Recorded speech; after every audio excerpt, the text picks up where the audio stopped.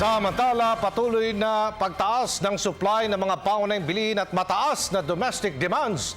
Dahilan kung bakit bumaba pa sa 0.6% ang inflation rate ng bansa. Ang detalye sa report ni George Bandola.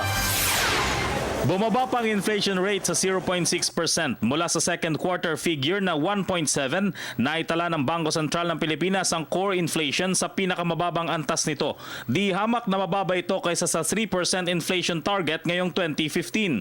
Ayon sa Bangko Sentral, patuloy na tumataas kasi ang supply ng mga basikong pangangailangan at mataas din ang domestic demand kaya napanatag ang halaga ng mga bilihin.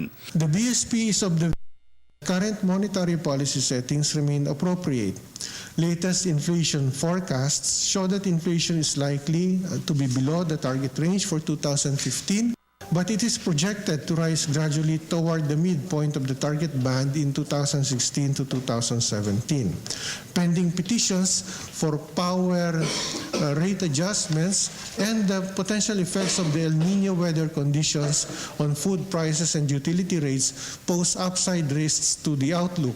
Patuloy din gumaganda ang mga pangyayari sa abroad kaya nakakadagdag ito ng kumpiyansa sa mga negosyante na magkaroon ng dagdag na kapital para ilagay sa Pilipinas. If you look at the supply conditions, they are generally favorable, thus supporting the benign outlook as well as the benign observation on recent inflation outturns.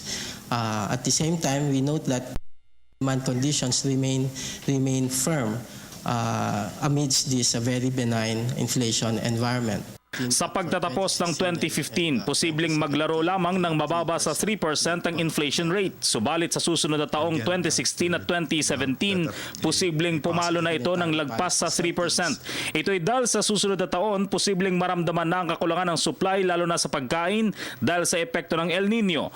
Gayunman, paniwala ang BSP, mananatili ang mataas sa kumpiyansa ng mga negosyante hanggang sa susunod na taon at magkakaroon ng mas maraming high-paying jobs. Ang inflation rate ay porsyentong ipinapatong sa lahat ng mga bilihin o serbisyo, resulta ng pinagsama-samang porsyentong ipinapatong din para sa produksyon ng mga ito. Para sa Telebisyon ng Bayan, George Bandola.